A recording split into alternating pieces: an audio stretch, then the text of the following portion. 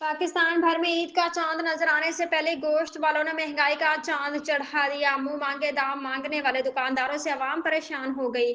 सब्जी से मुंह चुराने वालों ने ईद की खुशियां समेटने वाले मुसलमानों ने बकरे का गोश्त, सिरीपाए गाय के गोश्त और मुर्गी के गोश्त की दुकानों का रुख कर लिया। प्राइस कंट्रोल करने वाले अफसरान ईद की छुट्टियों पे चले जाने से दुकानदारों के मोजे लगे। ना किसी का खौफ, ना किसी का डर। मुंह मांगे दामों पर गोश्त समेत हर चीज महंगी फरोख्त होने लगी। लाहौर समेत पंजाब के हर शहर में ब्रायलर मुर्गी के गोश्त की कीमत भी आसमान को छूने लगी।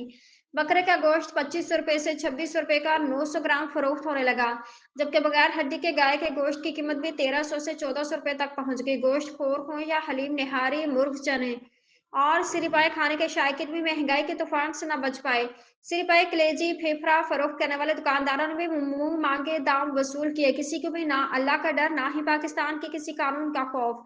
छोटे दुकानदार भी क्या करें, जब उन्हें चीज महंगी मिलेगी तो वह सस्ती कैसे बेच सकते हैं। HM Fayaz, PNP news channel, Lahore.